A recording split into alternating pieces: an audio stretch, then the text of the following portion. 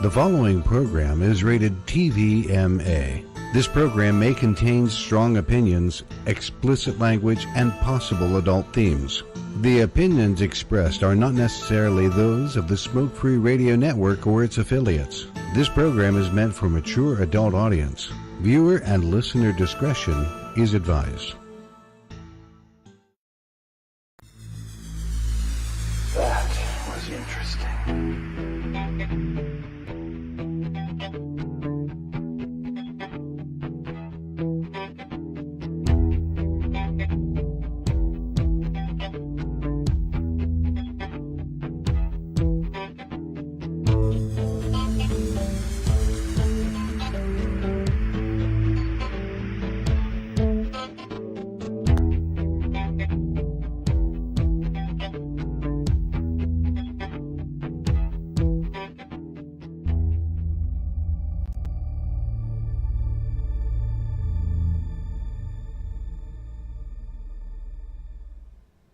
Hey everybody, welcome back to Vaping in the Mic. Mike Peterson here, hosting for the next hour or so. We've got a special guest tonight is Jerry Reed from the Smoke Free Nation Vape Shop out in Maryland. We're going to be talking with him here in just a little while. We kind of got him sitting off to the side, cooling his heels while he's waiting. I keep talking almost every week about T21s and responsibilities and all kinds of other things. But there's one article that just, Lord, I tell you what, it drove me so far up the wall. I ranted about it, and it went right back to the same reason that I had taken an hour or better to talk to the former police chief about responsibility of kids. And this one just, it busted my balls. I was so upset about it. Here's the thing. This was on, and thank you to Bill Tarling from up in Canada for sending all of this stuff to me. Because thankfully, if it weren't for him, I would be so lost. I wouldn't have any information coming to my fingertips. This was on CBS this morning. Now, not today, the show, CBS this morning. It was on a couple of days ago. August 28th. I'm going to read what is here so that you can understand my rant. The title for this is Juul, e-cigarette popular among teens, being investigated by the FDA. And they make it sound like this is a new effing thing, but it's not. We all know that Juul has been looked at by the FDA and God knows who else for a while now. Here's what it, and I'm only going to do like the top 3 to 4 paragraphs. It says, the Food and Drug Administration says it is preparing to launch a campaign to discourage teens from using e-cigarettes, also known as vaping. The FDA is also investigating the market strategies and impact of several vaping products, including the most popular e-cigarette, Juul, which is estimated to make up 72% of the e-cigarette market. Now, the first thing is they really need to back up. Okay, if it's the e-cigarette market as a whole, fine. But let's call it what it truly is, the pod system. Because this, Juul does not capture 72% of the market that the rest of us use in either MTL devices or direct lung. That's one. The agency says its new campaign is just part of its effort to find out why e-cigarette use is rampant among teenagers and how to stop it. At the same time, parents are launching their own effort and asking why the government isn't doing more. Really? Why isn't the government doing more? Wait, isn't there some laws on the books saying underage sales? And don't they enforce that? Isn't there this shit that's called contributing to minors? But aren't they enforcing that? So these parents want to know why the government isn't doing more. Okay. This lady, next, Meredith Berkman, A mother of 4 says she couldn't sit and wait for the government to stop kids from using Juul. Meredith, what the hell? Does this mean that the fucking U.S. National Army needs to come out and stop your kids from picking up a Juul? I'll continue. So she and 2 other moms recently launched the grassroots group, and I'm not even going to read it, screw her, to educate about the dangers of e-cigarettes, advocate against their use, and lobby for legislative action. Here's her quote. This is coming to epidemic proportions, and it's dangerous, Berkman said. I know what these teens are doing, and I don't want my 11-year-old to get caught up in that either, and we have to act about it now. Where the hell did her personal responsibility as a parent drop off? Did she flush that down the toilet? And I put these on one of my Facebook's posts that I made, because here's what I got as I was thinking about this, and I'll put the questions that I've got. This is, where does personal responsibility and parental responsibility come into play? And why is that not currently in her life? Is she not responsible as a parent of 4 that she has to ask the government to step in and do something about it? Sweetheart, if that's the case, you need to stop having children. Why are these parents so dependent on the government raising their kids? Did she just drop a loose nut and turn around and not teach her children right from wrong? Or does she not care? And the other 2 moms can go right along with her. Is Meredith Berkman having such a difficult time teaching her children right from wrong that she needs the government to step in and take corrective action because she herself has failed to do so? And is Meredith Berkman A, either oblivious to, or B, uncaring that there are already laws and regulations in place to help prevent this issue? And then, why? Why is Meredith Berkman living in denial of the monumental fact that it would be her child's choice to both break the law and then use the age-restricted product? I mean, come on. This is exactly the kind of person that Dick Durbin is really going for. This is the classic soccer mom garbage that Dick Durbin is pandering for. So she can't handle what's happening, but she evidently doesn't have the capability to teach her children right from wrong or how to say no. So she wants the government to come in and do something about it. Okay, yes, I want the government to come take care of my children. I don't have time. I'm too busy doing who knows what. Now, I'm being very facetious in that. I don't know what kind of personal life she has. I don't know what kind of parent that she is. I don't know what her kids do or don't do. But good God, to sit there and turn around and say, I can't wait for, and I'll go back and I'll read that part again. I know what these teens are doing, and I don't want my 11-year-old caught up in that either. So she and her 2 moms launched the grassroots group to educate about. This is what gets me. Most shops that I know are turning around and they're doing their due diligence because they know it's their ass on the line if they sell to an underage person. They know that it's really going to be their left cheek in their business if they get busted selling to underage people. So they check IDs. They check all these things that are going on. They do what they're supposed to do. It's the convenience stores, the gas stations, and all this other crap where all of this problem is stemming from, and it is directly affecting the rest of the vaping community.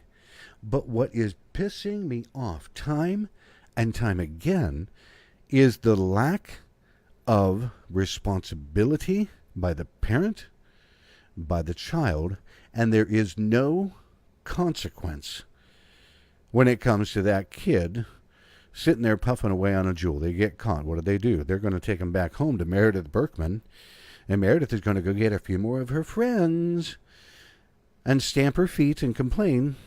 But you know what? Here's the sad effing part about that. She's going to get a few more of her friends, and she's going to get their friends, and they're going to start collecting a few more of their friends. And, oh, these are danger, this is bad. We've got to stop this right now.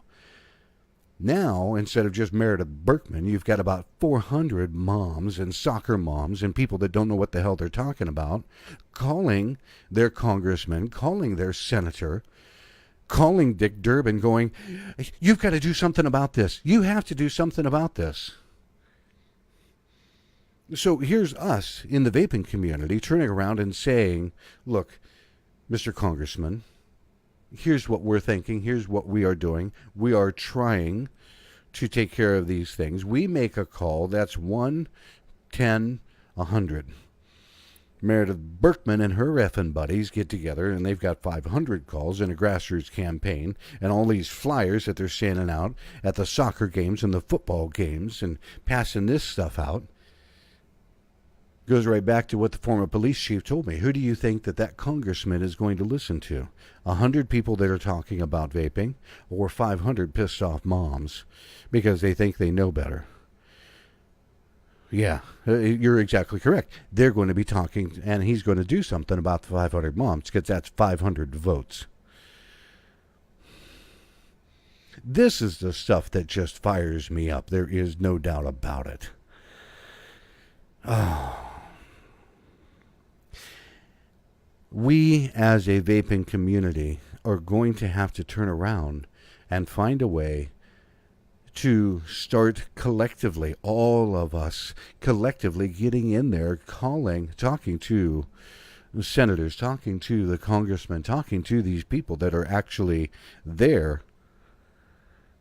Because otherwise we're going to get drowned out. Our voices, even though they are strong and passionate, will get drowned out by a sea of this cacophony of soccer moms that think they're doing the right thing, that don't have time to raise their children correctly and teach them right for wrong. They want laws passed. Those are the people that are getting us further and further and further into trouble. Those are the people that are eroding all of our rights as people, individuals. Those are the people that are going to say, T21 is perfectly fine, vote for it. Those are the people that we need to try to find a way to educate. And maybe at some point I can actually do that after they're done ticking me off. At any rate, that is the one that really caught my attention. I'm going to take a minute. We're going to check out our sponsors. And then we'll get into talking with Jerry Reed. And he's out in Maryland. And I got a few questions that I'm going to ask him. And I know nothing pointed, nothing horrendous. So we're going to be doing about that. We'll be right back.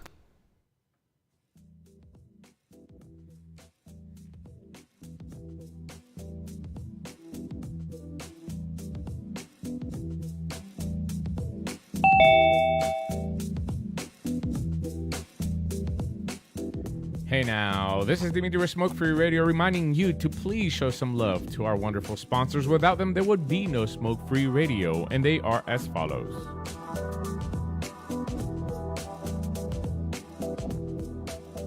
All the way from Florida, Moon Mountain Vapor, with locations in Florida, and their liquid available for wholesale and retail, moonmountainvapor.com.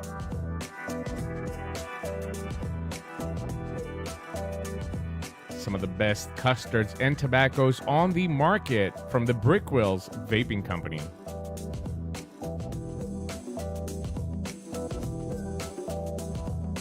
The lovely Shell with a vapor bar, locations in Texas, Virginia, and West Virginia.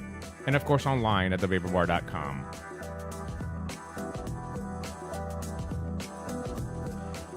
And who says you can't have award-winning e-liquid without cartoon characters? That's exactly what you're going to get at theplumeroom.com.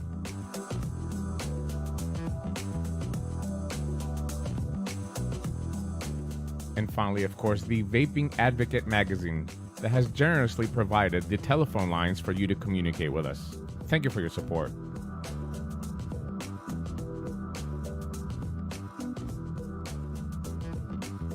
And finally, for you, the listener, don't forget to check out the coupons and codes page on Smoke Free Radio. Pick up some e-liquid and save some money. From all of us here at Smoke Free Radio, thank you for your continued support.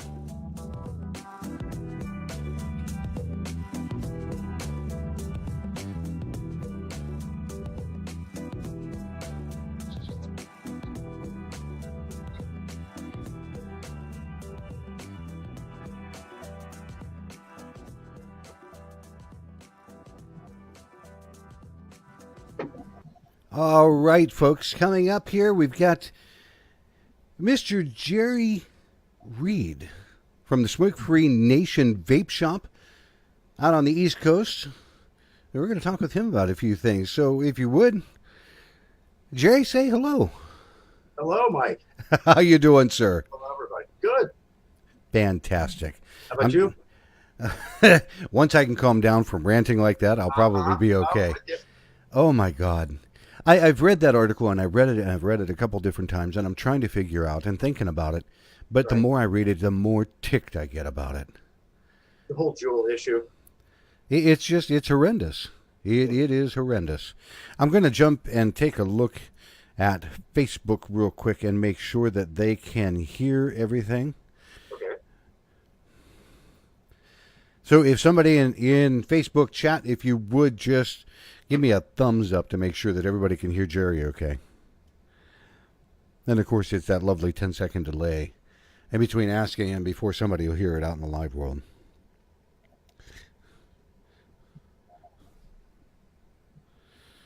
Yep. Bill Tarling. Thank you, Bill. Hi, Bill. Bill gives me some awesome links and awesome stuff. I'll tell you what. He sure does. I love Bill. Yeah, he's fantastic. Right up there with Beanie. He keeps on telling me, he goes, nobody wants to see me. I'm like, dude, you have so much to offer the community. It's not even funny. And just like you know, awesome to watch him and have him on the show. Jerry, tell me about your store. Okay. About how we got started. What is the name of your store? Where is it at? Well, with Smoke Free Planet, when it first started in 2013, it was a small shop outside of the town we're in now. And after a year of being open, decided to expand and move into town. And one of my first customers, Matt, became my business partner. And we had put in a trademark application for Smoke Free Planet, and somebody beat us by a week on a very similar name. So we went with Smoke Free Nation, and we're doing business as that. And we opened up a larger store in town, and we've been there for 3.5 years. And still plugging along. Wow. Yeah. Now you're in Maryland, yes? We're in Maryland, correct. About 20 miles outside of Baltimore. What kind of hellacious garbage has been going on in Maryland? Legally? Yeah. You mean?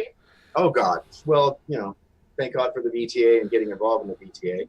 That Matt was the president for a year, and then Elmer, who's the one who got us into the VTA, is president now. But we had, 4 or 5 bills last year that all were defeated, and that without a lobby, we would have been destroyed. Online sales ban, indoor vaping ban, tobacco 21, all of it. They hit us with all of it, but that having a lobby, we were able to talk to our politicians and find a way around it. But you were on the Juul issue, and that the last time we went down, they were parading high schoolers who were testifying about the Juul issue. It is an issue in our state. You're joking. I'm not joking. And that Juul wasn't there, and that we had to go at that, and that there was a bill. I just want to get back to what you're talking about, personal responsibility. And she was talking about wanting to have the state do something about it. When we were in support of this, there was a bill to make e-cigarette possession very similar to alcohol possession for minors. Some actual trouble that you would get in. Okay, right? now, curiosity. And we supported that bill, and it didn't pass. It did not. Right. Jesus. This is the madness that we have. No, I don't think anybody, including Juul, wants to see minors vaping. No, I know that they don't. Right. It's a foregone conclusion that they really don't want to see minors in possession of anything because it's killing their industry and their product as well. Right. Now, that bill that would put it on the same level as alcohol, did it have any teeth to it for consequence to the minor? Matt and Elmer went down, so I didn't see the actual language of the bill, but it was here in Maryland, if you get caught, it's like $100 fine, and they usually give you some community service, but it's a pain in the ass. So it's when kids get caught, they think twice, and that if they did this for e-cigarettes, like if you got caught in school, you get suspended, but then from there, the police come and give you a citation, and then you got to go see the judge. That would have a profound impact on the popularity of it. That's for sure. You know, this is what happened when I talked with the former police chief down here, is that he told me they're understaffed. If they started picking kids up for possession or anything, the judge in the minors court, juvenile court system would tell them, love your enthusiasm, stop doing that. Don't do it. You're overwhelming us. Right. You know, so here, there is no consequence. That's why I asked, because if they could pass a bill out there, $100 fine, they would think about it. Right. You but know? that would actually do something about it, in that it just blows my mind, because I think there's so many facets to the Juul issue. In my opinion, I don't think it's so much underage kids buying the kits. I just think it's 18-year-olds buying numerous kits. And you had brought up, the vape shop owners, at least at our store, we scrutinize. If you're right on the threshold 18 to 21 and you're on your second or third kit in a week or two, we'll ask a question like, what are you doing with these? Like, 2 pod systems make sense. One might go dead before the end of the day. You get another one, but when you're on your third or fourth one, we reserve the right, if we think you're buying them and selling them to other people, to refuse your service and demand you from the store. Now that I like to hear. Well, I think a lot of shops, most shop owners, if they're in their shop, and we're lucky that Matt and I are in our shop, so that, Matt's either there or I'm there all week long. That's the kind of thing that I like to hear. Shops that are actually taking something, sure, and saying, don't do that. Life-saving technology, right? And that, It is. The one that got me was there was a video on YouTube. It showed some barely legal 19-year-old female from Canada that crossed the border, packed up, I don't know, 50, 75, 100 pods. They stopped at multiple locations to get these things. Right. And then drove back to Canada and distributed and sold them. Right. Are we going to be mad at kids for being entrepreneurs? I mean, it's legal. It was legal for them to buy them. That's the whole thing is, I think the Juul's a great device. I don't think Juul marketed to kids at all. I just don't think they really thought about their vendors. There was a part that I don't think they're willing to think about it. Yeah. That bothers. There was a part that they wanted Juul to track who was buying. And I'm thinking, okay, this is a wholesale company. Mm-hmm. The only people that can track this are the retailers. Mm-hmm. What convenience store, gas station, or C-store is going to turn around and track data like that? Right. None. But then you talk about personal responsibility. I don't even think that. What do they want to do to the 18-year-old who buys and resells, and what do they want to do to the 17, 16, 15, and even younger who is in possession of one? Yep. I got to tell you, because I can't speak for any other state, and I've talked to people who are unbiased about this, and that this isn't the case in every area. There are areas that don't have a Juul problem, and she said that in urban areas and suburbs of urban areas seem to have the problem the worst, that there are kids in middle school Juul. So, I mean, I talk to our customers. I talk to customers that have younger brothers and sisters, and I ask, what is going on with Juul in your school? And they say it's a problem. So, I mean, I don't want to ignore that. I don't want to say that happens everywhere, because I can only speak for Maryland. But in Maryland, we had to deal with the scorn of they were pissed. And that now we got to start up a new session, and their opinion of us is being based on exaggerated and accounts of Juuling. We all know this. Yep. But it's go ahead. Well, to me, you talk about responsibility. I think in the vape industry, we need to have some responsibility about our own image and the face that we put forward, and that we're just not happy with, I'm hearing a lot about Juul, not about all the good things we're doing or the science. And, who wants to actually solve the problem? Either pass laws that actually help without including the rest of the vaping industry. And that's it. It becomes a catch-22. Who's going to do what? Mm-hmm. You know, we have only certain things and regulations that any shop can do. You know, and I'm glad to hear that you take that extra step to say, hey, you know, you're cruising through quite a few of these things. We need to talk about this. We're what, 15% of the population, and we got to remember that 85% don't smoke or vape, and that, you know, the way we appear to our community, and I always try to be concerned about my community and how they perceive our store, from the way that, you know, our store looks. Right. That's it. It's John Dietz. It's Johnny Cottonseed in the link. John Dietz was part of the Pennsylvania Vapors Association before he moved down south. And even he says, he goes, when are parents going to parent? You know, and that's the whole thing. Why are they dependent upon the government to make a new law? Right. You know, in order to save their kids.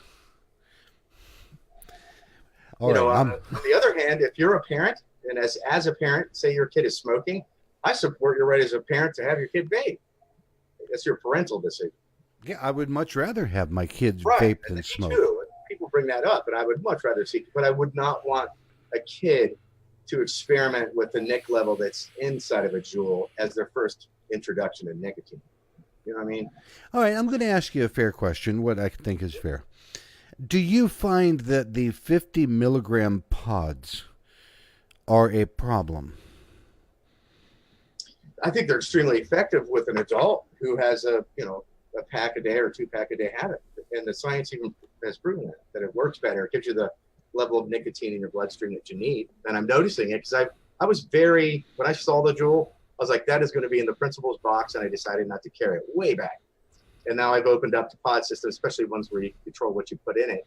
And the customers that would come in, and they always bother me, the ones that don't stay, you know, always the customers who go back to smoking, that now that they've come back and picked up something that doesn't make them cough, these pod systems seem to be extremely effective. And, you know, I'm open-minded to that. And that, so how do I feel about it? I think for people of age, they're extremely effective. We have to support that. But because it's such a high level of nicotine, do we want first-time users vaping nicotine that high? Right. And there's always the large conversation. You hear Demetrius talk about it. You hear Fig Ramsey, people saying, you know, go back to the 50-50 blend between PG-VG and hit them with 12 nic or 18. Absolutely. We still in our house juice that we still have 12. I made sure to keep 12 because I knew we were going to need it. I wish we could have had higher, but I just, you know, didn't have the time to file for all that. It sucked. We did all the way to 24 before the regs dropped. You know? Yeah. And that was it. It's trying to get things done before the FDA put, you know, a slamming stop to things was difficult because nobody really knew how to get things done back then. In your store, do you find yourself selling more tanks?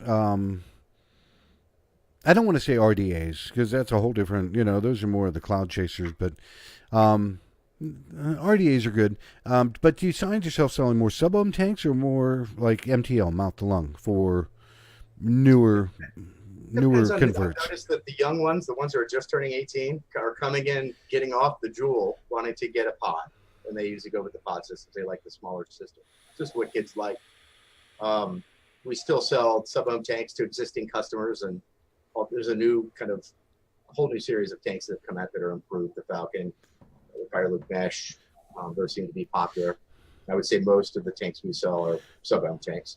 But the mouth-to-lung setups, the Endura, the Heineken, all of Demi's stuff, the Zenith seem to be popular with the older people whose lungs aren't in very good shape. Yeah. You and I. Yeah. Right? Yeah, you get somebody that's 60, late 50s, 60, early 70s. They've been smoking for 45 years. Yep. They're not going to want 50 milligram salt nic. Right. You know, they would hack and probably collapse or something. But when you work with people that are converting, yep, what are some of the highlights that you might talk to them about? Oh, well, you saw Keith Gossett's post today. Just the people that come in that, have been told to quit or die by their doctor. Or that's, emphysema setting in, they've got COPD.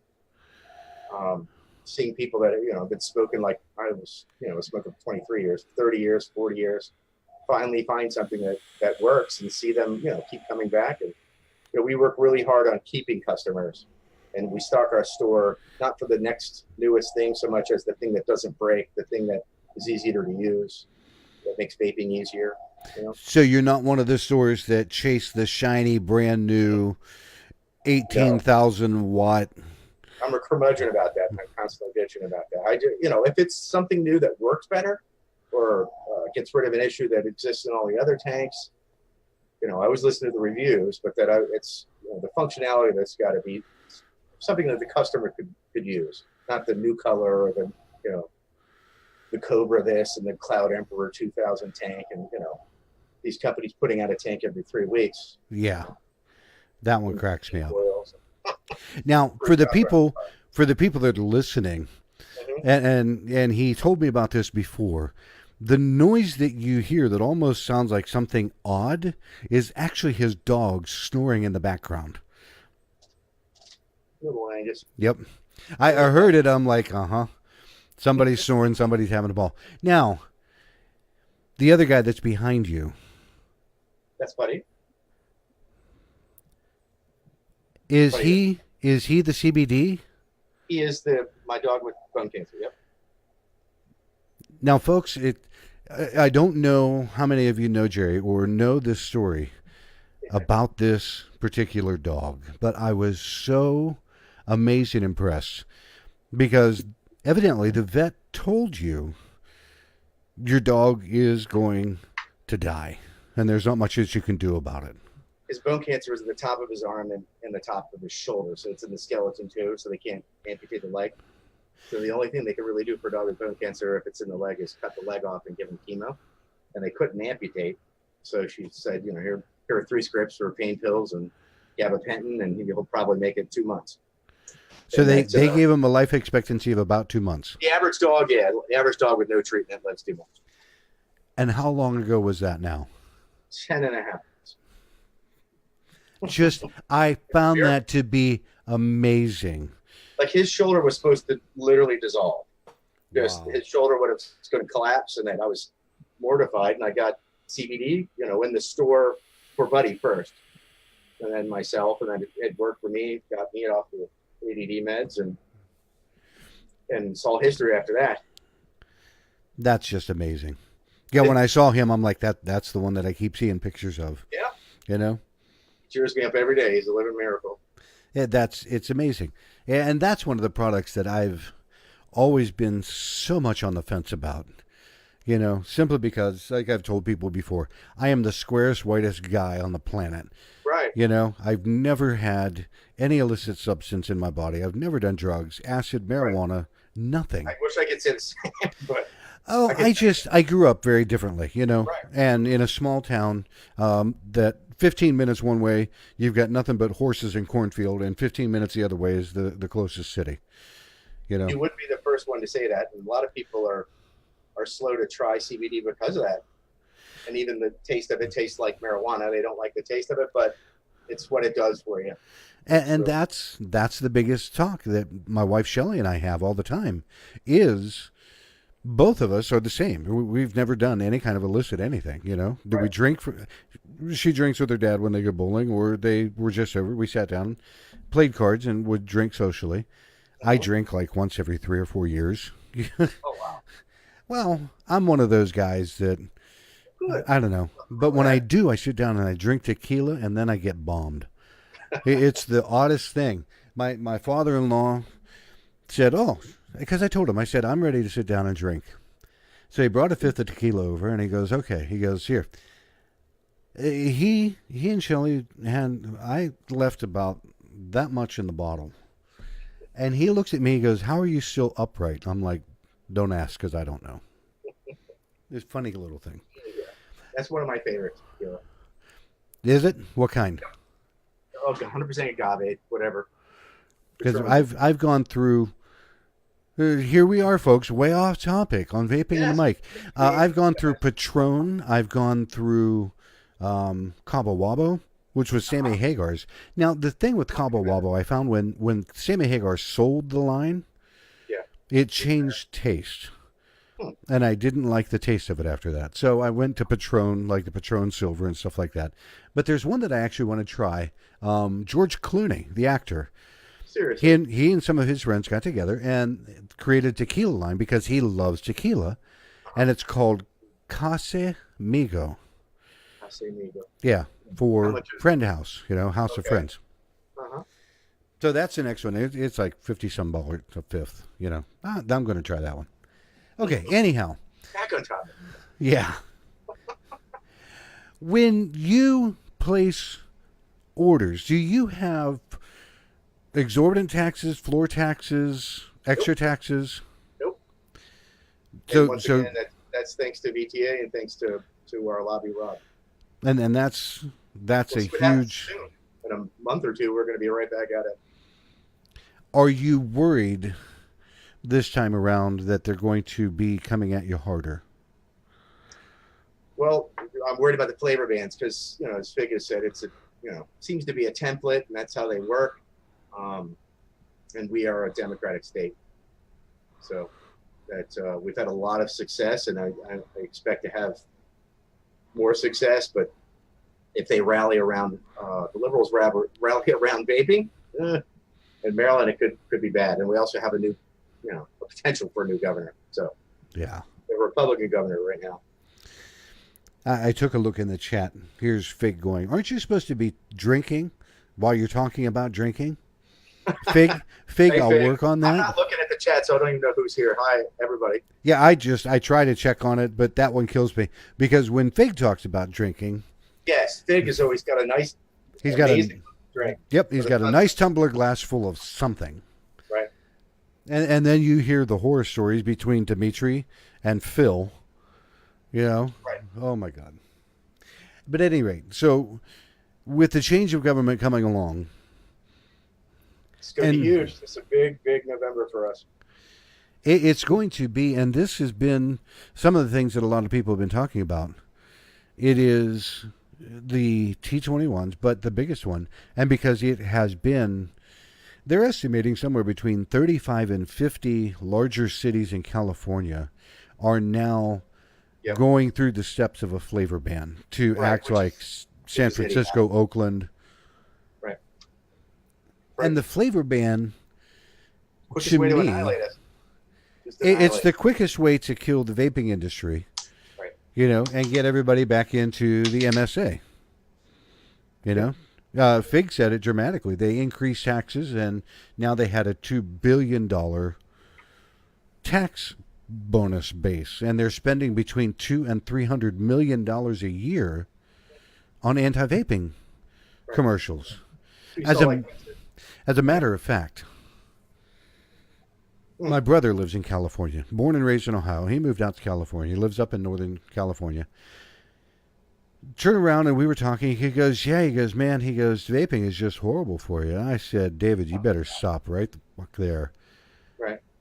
He goes, well, they've got some advertisements out here that really seem like they know what they're talking about and they're educational. Right. And I said, did you listen to the words you just used? It's an advertisement. It is not an infomercial. It is not a documentary. It is an advertisement. Yep. We threaten monolithic interests. State, federal, big pharma, big tobacco. Yep. We're up against a lot. It took me an hour and a half to convince him that what I'm telling him is actually truthful, along with links and Lord knows what, because he saw this bullshit ad on TV in California. And he's pretty open-minded, and it swayed his thought pattern to be just like Meredith, what's her name, with 4 kids that can't control herself. Right. Popcorn lung. That's my favorite. Jesus. Yeah, we're not even going to go anywhere near that. Right. How many times I've had to tell that? Oh, my God. He brought that up, too, and that was just... Right. So what do you think is going to happen as far as flavor bans? out in your direction? I couldn't say. From what's going on in California, they're certainly going to try it in other states. Which states, it's hard to tell. It's a very scary proposition. Yes. Because when you get in California, it's such a big state too. When they do it at the municipality level, that's when it gets really, really hard to coordinate, and stop, and even catch it. I mean, thank God that they're catching them out there. They're being sneaky about it. But Yeah. There's some states now that have great groups. We had a thing where one little tiny town banned vaping inside that it, like slipped through. There wasn't any vape shops in the area, but that we didn't catch it. It's one thing to look at your state, bills that are coming down, but at the local level,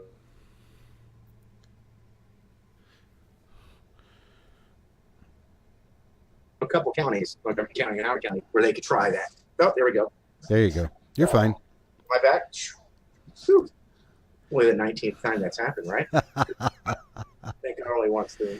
Oh, when things started rolling around in your state, did you notice by chance that they were multi-pronged everywhere all at one time on purpose? We haven't had anything like that except that one small incident. Everything else has been state bills, and our lobby caught it, and we were able to effectively deal with it. A lot of times before, it ever got voted on. We've really been fortunate. The VTA has been extremely helpful. And that's one of the biggest things is getting the help. And I know that people in the vape industry, shops and otherwise, get tired of hearing it. But it is the only way that we are going to be able to get help is if shops, consumers sign up for CASA, if shops join their state group, their state advocacy group. It is so effing important that they do that. And that's a very frustrating issue. Is we have a core group of very dedicated shops that are there with the money, but if it wasn't for Fig and it wasn't for the Naked stepping up and helping us, that we're in a shortfall every month just with the lobby. We don't have money for PR or anything else. Yeah. We have a million other things we'd like to do, but that we just don't have the participation. And sadly, it comes from the companies that have the most stores, juice companies in our own state, that are really large. That to see that, why as a company you wouldn't want to ensure that you have a playing field. I just doesn't make sense to me. We're all banging our heads, with this issue. It is something that doesn't make sense to me when I pull up to a shop and I turn around and I look in the parking lot and there's nothing but sports cars and I don't know what. And it's like, okay, you walk in and the shop is well dressed. I mean, it looks nice. You know that they are making a profit. And they can't afford $100. They can't afford something that would even be less than your electric bill in a month. Right. To support the industry that they're in. To me, I cannot fathom how that happens. There's a couple shops inside of that group where when that shortfall comes, we just take turns paying it outside of our normal dues. And it's, it's a large amount. But we have to do it, Between running our shop and giving our shop the money that we need to give it, it's tough to go out there and make the rounds to get people to become members. That's very, very true. Here's an odd question. When you have, and you do your inventory and everything else, what are some of the more popular flavors? I know what the study that Dimitri did, but I'm curious. What are some of the more popular flavors in your area? We have 300 flavors in the store, not counting our own flavors. We have 15 of our own flavors. Just off the top of my head, I would say 2/3 of the people like fruit. And 5% like tobacco, and then it's a mix between menthol and dessert. And that's going the same way that Dimitri's study is showing. Exactly. And it is just one of those things. And it's I ask simply so other people can hear. Here's what a shop owner is telling you, what kind of flavors that they have, what they're doing. It's not just this piece of paper that is somewhat intangible, Here's a guy sitting here telling you what's going on. All right. Answer me this. If you had, and we'll create it, you've got an opportunity, what would you want to tell other stores, other people, other things? What is one of the biggest things that is a concern or a worry on your mind? for owners of other stores and vapors in general. Yeah. To get involved, you know, monetarily and time. We need bodies too. But you know, mostly money is sadly that we need money. It's a small expense. I mean, what do you pay for your loyalty program? And half of that would do the trick. It's one of the things that I try to tell people is you have to become involved. Signing up for a website is a wonderful thing, and it can at one point make your voice heard, but there's going to come a time that you need to pick up the phone. You need to call your congressman. You need to call your local city council. Paul has been so helpful with that. You know, you've got to make yourself visible somewhere. Yeah. You know, and it does. It's I know that vendors, manufacturers, you know, we're going to shoulder the cost of much of all of this. And that brings me to another topic. But people need to get out and see what is happening. They need to get out and make themselves available. Well, they need to see that we don't have 4 years at all. No, the 2022 date is a high vaping is dead date. Right. You know, if we wait until the 11th hour, it's done. They're even suing to try to rescind the extension. So that'll let you know how they feel about us. That's it. And we're not going to win with no money. You know, we need our own billboards. We need, you know, lobbies in every single state. Yes. A state association in every state. It's going to take everybody. Right. Have you seen pricing increase due to tariffs coming into your product shop line yet? Nothing yet. Interestingly, no. I don't know if, you know, maybe in 2 weeks we'll start to see that on the sites when their stock at distributors is actually stuff they've bought since the deadline. Because August 23rd, if I'm not mistaken, was the first round of tariffs.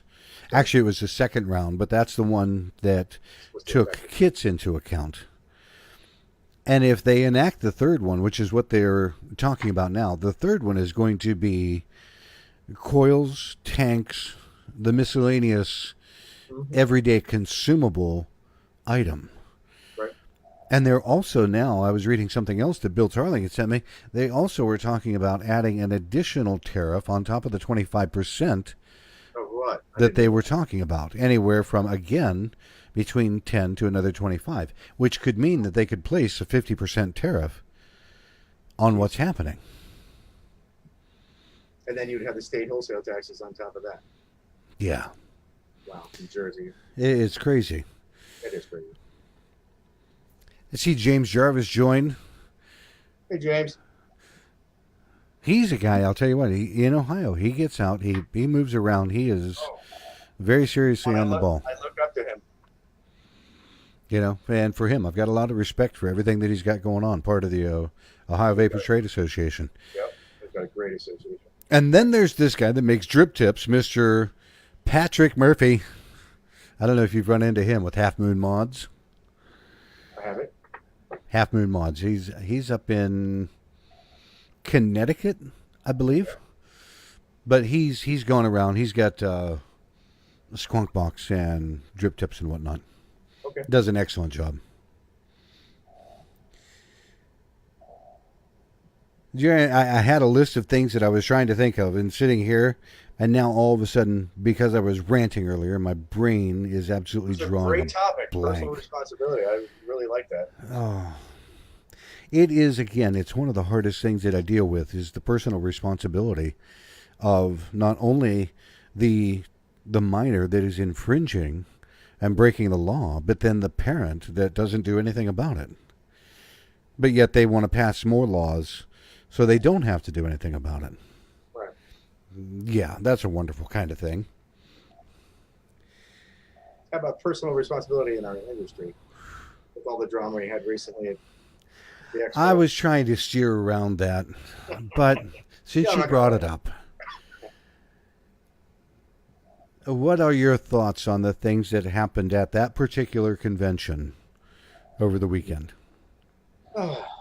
Well, let's stay positive. I try to focus on the winners.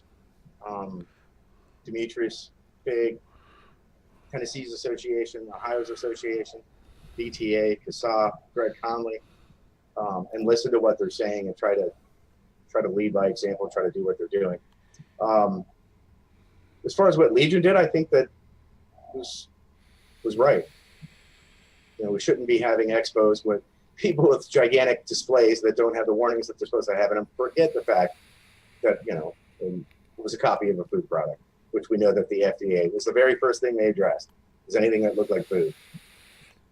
And that to toss them out like they did, I think was just a ridiculous move. And that we have to be open to criticism, you know? I'm all for a healthy discussion. Yeah. I am against strong arm tactics that are born out of fear of disruption or something similar. Right. To see a vendor, and people might get pissed with me, and I'm not worried, to see a vendor that has a booth like that of a food product to where other vendors have been cited and given letters by the FDA for the exact same thing. That's our face right out there in the public. But what got me, and I was upset about seeing the food product liquids. Mm-hmm. But what was above and top of that was seeing how many vendor stalls did not have the 30% warning. I think they cut it down to it has to be 20% or 25% of anything that carries your product. Your brand, right? It's now, here's the thing, and to make sure people understand, if you have a backdrop that just has your company name, your logo, nothing has to be put on that. Right. But anything that shows your product or your product name has to carry that warning that nicotine, that lovely thing. Certainly at a convention, right? And it was in the backyard of the FDA, and there were all of these vendors that were going, I didn't know that. Are you kidding me? No. But how on earth did the expo vet any of them without that warning? By the way, do you have your warnings? Probably not, because they were filling booths. There were some booths that I saw that they did. They had the labeling on there. They had it on their drop tablecloth. They had it on banners. Wherever it was supposed to be, they were compliant. And for those that did, I thought that was awesome. You would think a simple question, or just a statement that you have to have it. If you show up and you don't, we're going to take your money and we're going to make you take your booth down. Yeah. That's that simple, right? I was talking with our co-packer, and we've been discussing this for quite a while, right. And going to other events and things like that. And he and I spoke about it this morning, and it is one of the things that has come up that I know, beyond a shadow of a doubt, is going to start to impact other expos. Is the being on the lookout now for who's got what going on. Do they have the warnings? Do they have the right things happening? And if they don't, what is the expo promoter going to do about it? Right. Don't think they're not out looking, because they are. They are.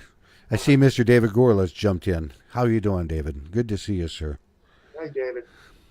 Yeah, this is going to be one of the huge things that other expos are going to now have to police. But here again, this expo that happened was in the backyard of the FDA. Right. And if I had to put any money on the fact that there were representatives of the FDA walking the show floor, I would almost guarantee it. If you were in charge of what they're doing, would you not send people to the expo? Oh, absolutely. Right. So they walk in the door, and what do they see? Violation after violation after violation. And that's our face. They're putting a face on us. It's it. Yeah. How much faster does the vaping community and industry want to nail the fucking coffin shut? Right. Shut. I'm like... And somebody asked me, they said, well, are you going to the next expo? Hell no. Right now, I'm not feeling so hot about conventions in general. That scares the hell out of me. No, I don't want to do that. Yeah, with Patrick had put the gentleman in question on his radio show Saturday night. And I found it really interesting to listen because it was so fresh in what had happened. To listen to his side of what had happened, and then over the next corresponding 2-3 days, all the things that were coming out from the expo promoter and other people. And I'm like, I might have missed that. You fill me in. It's from which aspect? His side. You know that it was Matt Elliott that was Absolutely. removed. I saw that. I saw that in nature. And he did absolutely nothing wrong. Right. We had the wrong shirt on. That's it. That's as bad as throwing me out because I'm white. Absolutely. I was mortified. Someone called him out. It's it. You know, you might as well say racist. This guy was in his vehicle, had absolutely no clue what was going on around him because he was sleeping on the drive down. And then all of a sudden, here comes the show promoter. Go. Yeah, the police come, the security guard, then the police. They escort him out the door. They didn't tell him why. It's just the promoter said, we don't want you here any longer. So not only does the FDA see that we're not listening, but inside of our community where we stand up and say, hey, this is bullshit, we're stepping on those people. Yeah. Yeah, that's nice. How many times are some of these guys going to step on their crank doing the wrong thing? It just kills me. I notice it's your... Well, they did here, for sure. It's killing me in watching all of this happen. So, coming back out, then, I think it was Tuesday morning, there was a very, very lengthy discussion on Vape Radio. Yes. Between Pablo and Rodman and Matt and Mr. Wittenberg.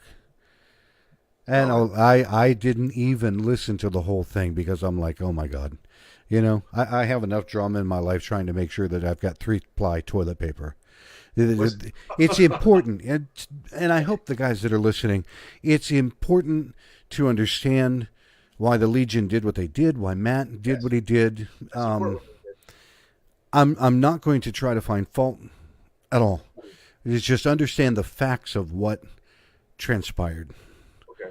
You know what I mean? Yeah. Do I believe that the booth in question had a lot of issues? Oh, 110% of them. You know, food branded, looks like more kids play. Looks like, I don't know what, did not have... Looks like it would go next in the list of those juices they put out, the FDA put out. What are they going to do next? Right. You know? Are they going to go back and look like Airbender with stripper poles down in Miami? Oh, dear. Yeah, I don't think that one will ever die. Oh, I got flack for saying something about that. I watched that happen, and I'm like, you know, I am so glad I am not in Miami right now. Yep. More reason for the good guys to stick together. It is. It is important. We got to have hope, and I think there's a lot of good things getting ready to happen. They tied in too, and I think a lot of people are waking up. I'm curious, and I'm going to start asking some people that I know that live down in the area that went to the expo, what they thought of the entire event.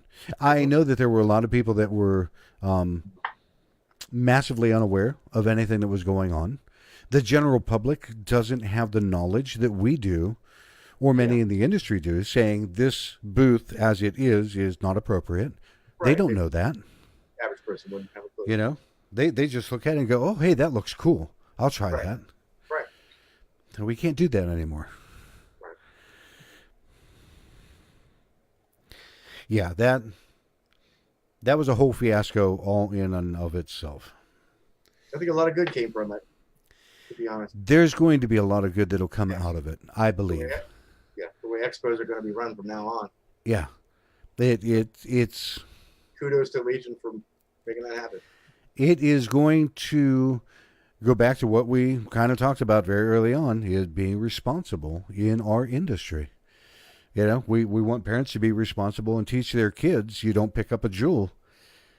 Folks, the people that are in the industries, the promoters, the vendors, the manufacturers, we all have to be responsible for what we're doing. And if we're not, the FDA will be glad to shut us down.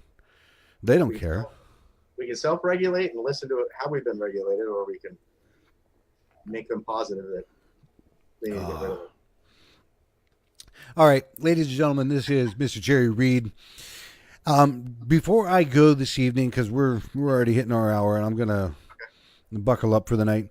I have a very longer running question that I ask everybody. If there was a cloud comp between Snoop Dogg and Steven Tyler, who do you think would win? Lord. Oh, I guess it matters who is, if either one of them are still smoking. Who's got the best lung capacity, the singer or the rapper?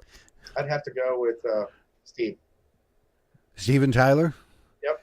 From Mr. Lungs himself, Aerosmith. All right, we're going to rack up another vote for Steven Tyler.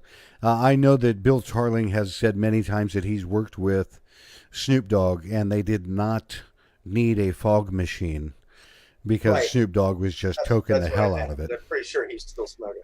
Yeah. All right. All right, Jerry, I seriously appreciate you joining me for the evening. My pleasure. Again, for our listeners, tell me shop. If you have online, do you have online capability? We've put everything on pause and just focus on advocacy and our customers. Okay. See how things are going to play out. So where is your shop, and maybe a phone number that they can give you a call? It's in Eldersburg, Maryland, or Sykesville, Maryland. Same name, same town. They just some call it Sykesville, some call it Eldersburg. Fantastic. All right, Jerry, I appreciate you joining me this evening. My pleasure. Thanks for having me, Mike. Oh, hey, anytime. We'll get together again here before too long. We'll be able to hash some more stuff out that might be a little bit more relevant besides tequila. That's right. All right. Have a great night, sir. Good night. See ya. All right, folks. That's Jerry, and he is out on the East Coast. Wonderful guy. The shops that he's got, just absolutely fantastic. I chat with him from time to time, and you just couldn't ask for a better guy coming along. Next week, we're going to have... I'm going to get in touch with another store next week because I've got a couple other questions, and I'm going to try to hit somebody out towards the Midwest or out towards Oklahoma and things like that, because I'm curious to see if anything is a slightly different mindset out on that coastline. Anyhow, I'm Mike Peterson. Thank you for joining me on Vaping.